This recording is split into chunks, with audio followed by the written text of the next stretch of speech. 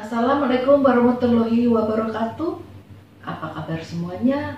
Jumpa lagi di BMP 2 Channel, bahas masalah pertanahan dan perumahan. Kali ini saya akan mengajak Anda semuanya untuk membahas tentang tanah eigenom berponding. Namun sebelum kita lanjut dengan pembahasan kita, jangan lupa klik subscribe-nya agar Anda semua tetap akan mendapatkan info-info seputar pertanahan dan perumahan dari channel ini. Nah, teman-teman dan saudara-saudara sekalian, eigenom berponding, sebagaimana sudah sering ya kita mendengar istilah itu, adalah surat atau bukti kepemilikan hak atas tanah yang merupakan produk pemerintah kolonial Hindia Belanda pada saat itu. Oleh karenanya, tanah eigenom ini sering juga disebut tanah bekas hak barat. Nah, berhubung saat ini masih banyak tanah-tanah eigenom ini dan juga masih banyak juga orang yang memiliki dan memegang surat-suratnya berupa surat eigenom berponding, maka pertanyaannya adalah sejauh mana kekuatan hukum dari kepemilikan tanah tersebut yang suratnya adalah surat eigenom berponding. Baiklah, kita bahas ya teman-teman sekalian. Undang-Undang Pokok Agraria atau yang biasa kita sebut singkatannya aja UPA, yaitu Undang-Undang Nomor 5 Tahun 1960 tentang Peraturan Dasar Pokok-Pokok Agraria yang lahir pada tanggal 24 September 1960. Di dalam undang-undang tersebut ada ketentuan konversi, yaitu di mana di situ dinyatakan bahwa tanah eigenom itu menjadi hak milik. Tentunya untuk menjadi hak milik harus sebelumnya dilakukan dulu konversinya di kantor perkebunan setempat. Nah, jangka waktu atau masa mengkonversi tanah ini adalah 20 tahun. Jadi berakhirnya pada tanggal 24 September 1980. Nah, bagaimana ketika terlampaui waktu tersebut ternyata masih juga tanah-tanah tersebut belum dikonversi, maka statusnya adalah berubah menjadi tanah yang dikuasai oleh negara atau yang disebut tanah negara. Nah, ketika statusnya berubah menjadi tanah negara, apakah pemilik bekas tanah eigenom tadi itu demikian saja akan kehilangan tanah miliknya tersebut? Teman-teman dan saudara-saudara sekalian, dalam hal ini ada dua kemungkinan. Bisa dia tetap dapat memiliki tanah tersebut dengan memperoleh status hak atas tanah dan mempunyai sertifikat hak atas tanah, namun bisa juga dia akan kehilangan tanahnya tersebut.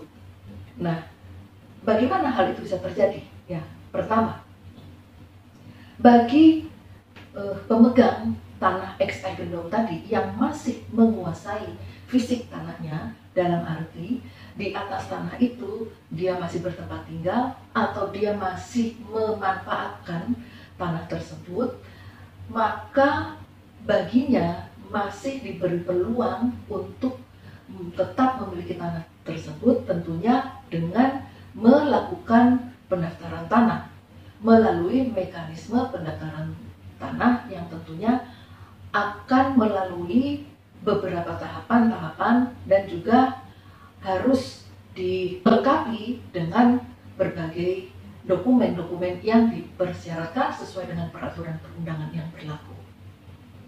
Nah, ketika permohonannya tersebut berproses dan tidak ada pihak lain yang keberatan dengan penguasaan fisik tersebut atau atas tanah tersebut belum kedahuluan oleh orang yang mengajukan sertifikat hak atas tanah tersebut, ingat ya, tanah ini sudah menjadi tanah negara sehingga terbuka peluang bagi siapa saja untuk memohonkan tanah tersebut agar mendapatkan sesuatu hak atas tanah yang bersangkutan.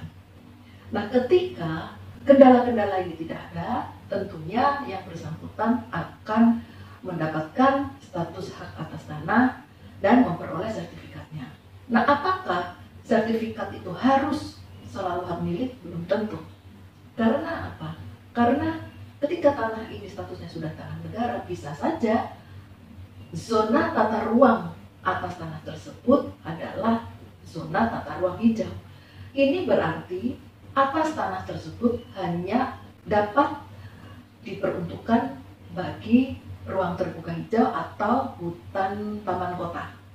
Nah, ketika zona tata ruangnya itu adalah hijau, maka pemilik tanah ekspropriatif tadi, andai kata kepadanya akan diberikan hak atas tanah, maka yang bersangkutan akan memperoleh hak atas tanah tersebut dengan status hak pakai. Sehingga sertifikatnya pun adalah sertifikat hak pakai.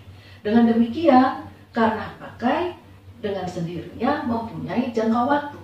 Bisa 10 tahun atau 10 tahun.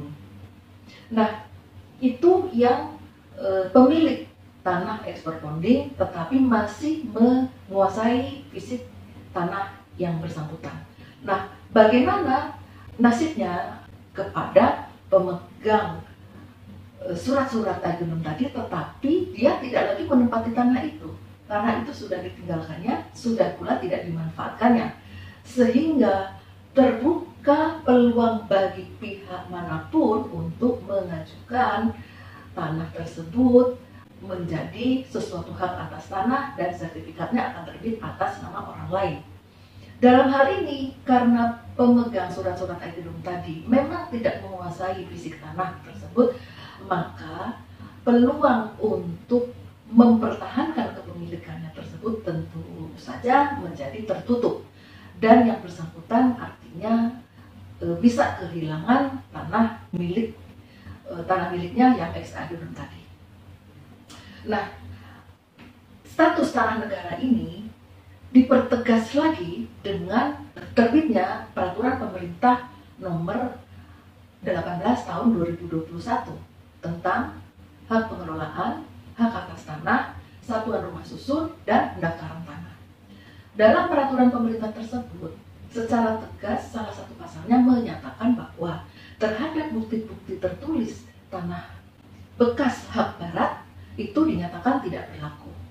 Nah, dengan dinyatakan tidak berlakunya ini berarti surat-surat agenum tersebut memang tidak bisa lagi menjadi petunjuk akan kepemilikan seseorang terhadap tanah tersebut. Artinya siapapun boleh mengajukan permohonan hak atas tanah tersebut hanya berdasarkan pada bukti penguasaan fisik. Bukti penguasaan fisik itu di atas 10 tahun baru seseorang bisa mengajukan permohonan hak atas tanah. Jadi bagi pemilik tanah expropriating yang masih menguasai fisik tanah tersebut tentunya masih menjadi prioritas untuk memperoleh hak atas tanah. Tadi sepanjang yang bersangkutan segera mengurus permohonan pendaftaran tanahnya ke kantor pertanahan setempat.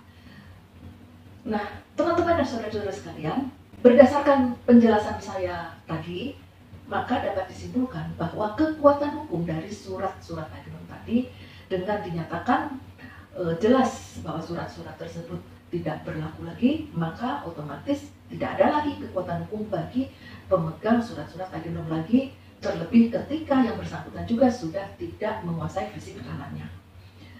Nah, saran saya, segeralah bagi para pemilik tanah yang tanahnya masih mempunyai alas hak berdasarkan perponding tadi, segera mengurus dan mendaftarkan tanahnya agar setidaknya ada harapan bagi pemilik tanah expropriating tersebut untuk tetap memiliki tanah tersebut dan mempertahankan hak atas tanahnya. Demikian saudara-saudara sekalian, semoga info ini bermanfaat bagi teman-teman semua dan sampai jumpa di episode yang akan datang. Wassalamualaikum warahmatullahi wabarakatuh.